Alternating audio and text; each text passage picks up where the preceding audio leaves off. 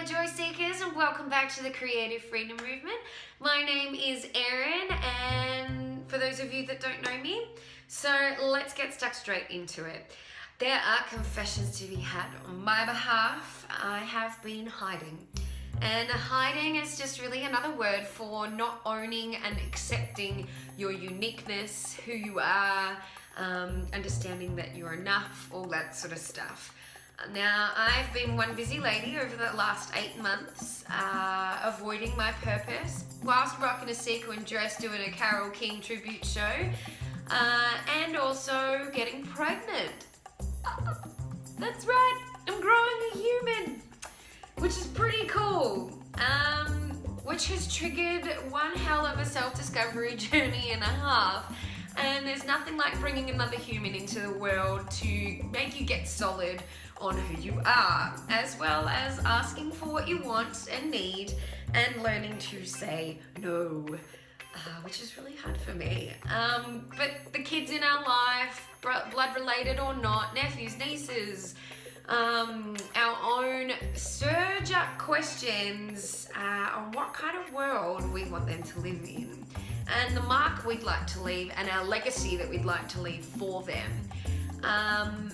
Now, the Creative Freedom Movement is my legacy that I want to leave, and saying that seriously makes me feel all the feels, makes me feel a little bit sick too, but that's because it really means something to me, and it is so important to me to help everyone in this crazy, amazing industry understand and truly believe that they can have it all, that they can have a creative lifestyle and have it be abundant, that they can they don't have to turn to sacrifice, self-sacrifice and sacrifice in general, that we can alter our perception on what this is, and that we can have an abundant creative lifestyle, the relationships that we want, whether that's family, romantic, friends, colleagues, kids, whatever it is,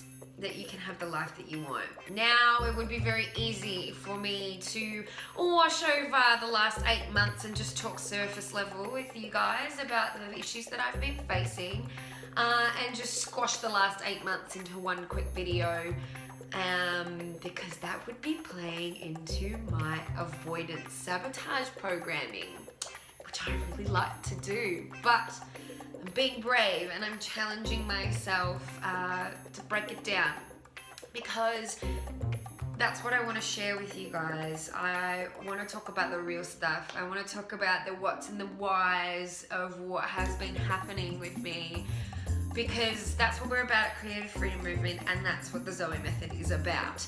So let's go back to the beginning. Let's go back to when I found out that I was with child,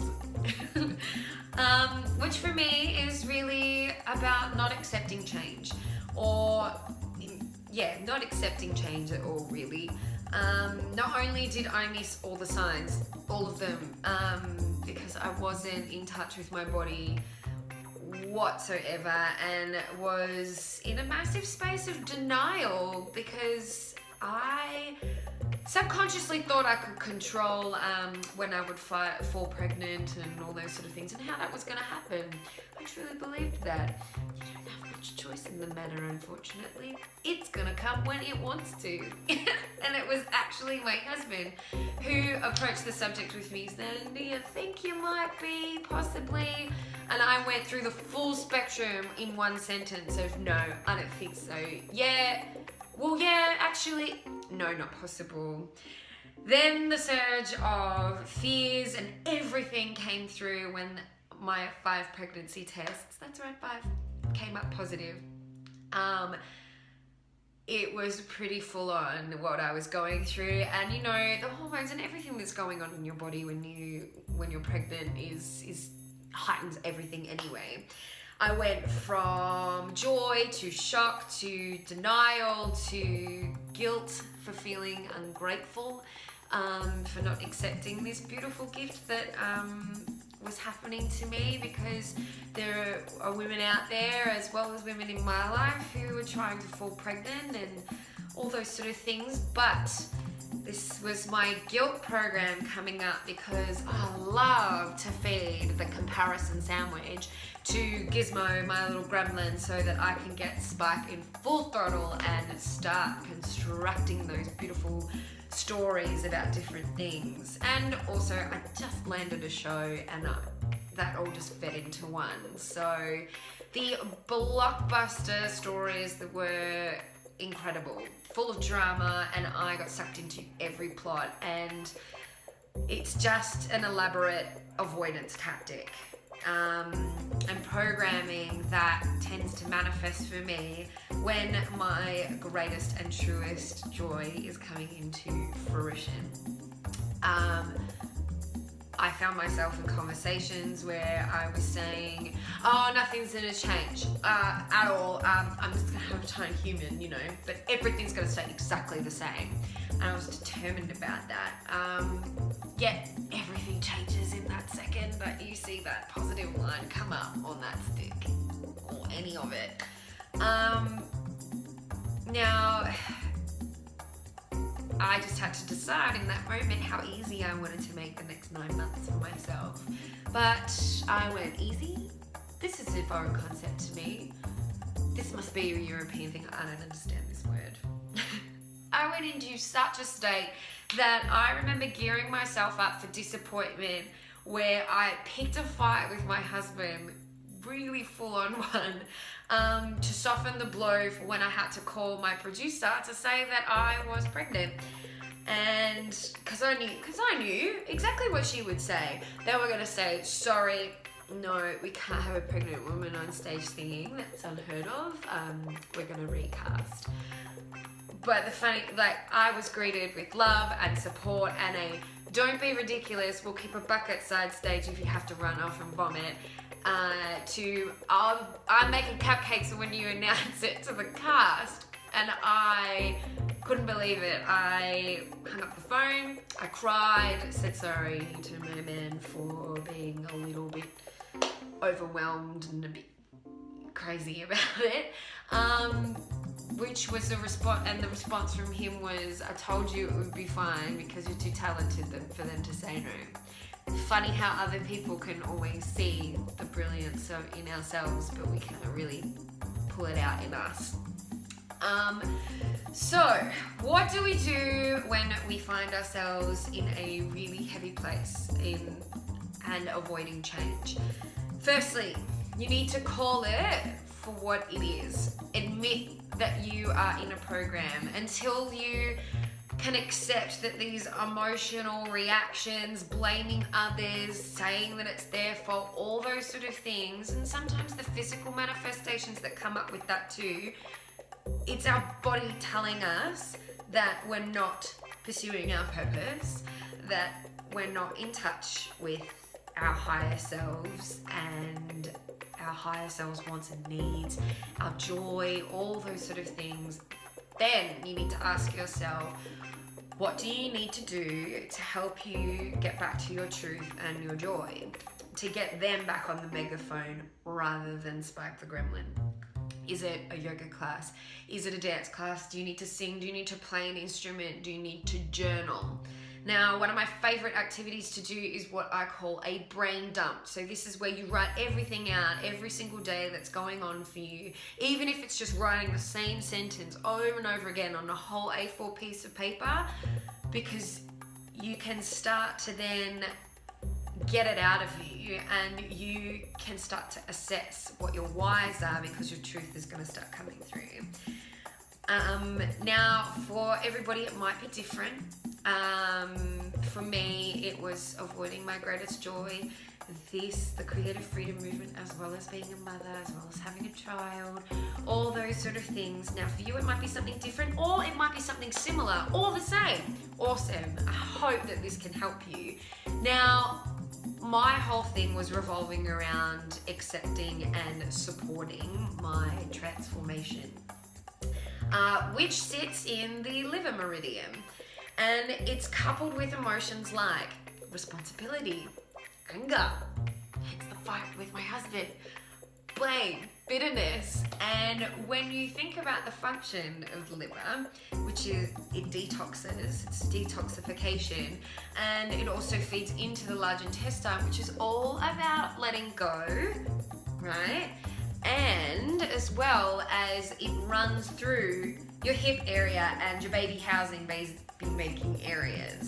Makes a lot of sense that these emotions were wreaking havoc on me and throwing me out of whack. So this was my emotion, this was the thing that was happening, this was the what, so where was the whys? Why was I feeling undeserving of joy? I journaled, I meditated, I painted, I avoided a lot, but it was very heavily suppressed and my intuition was very quiet. I couldn't really hear it. So I needed some extra help.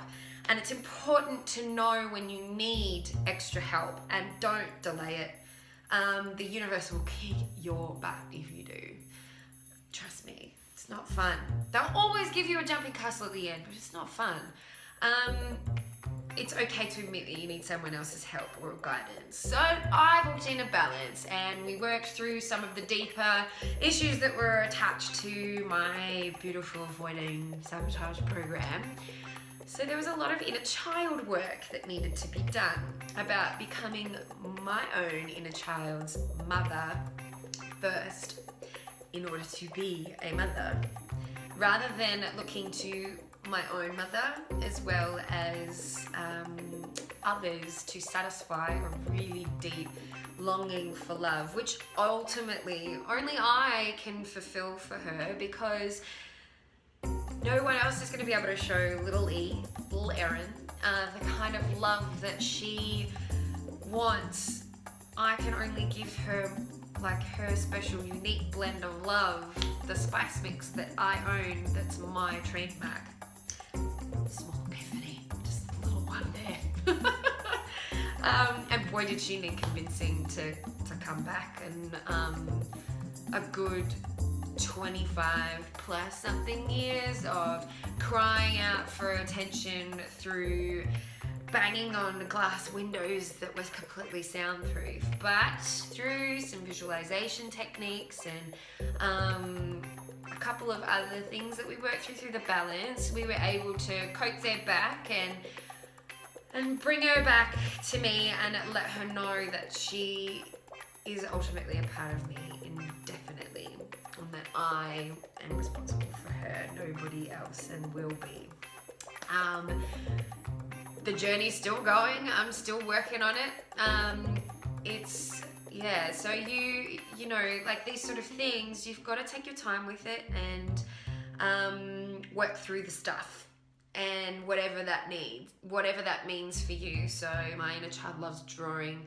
If I don't draw or sketch and be silly with her and harness my uniqueness, all those sort of things, she acts out, and that's fair enough. So, you know, if you can work through this sort of stuff by yourself, through journaling, all that sort of stuff, through painting, sketching every day, awesome, amazing, I high five you, keep doing your thing.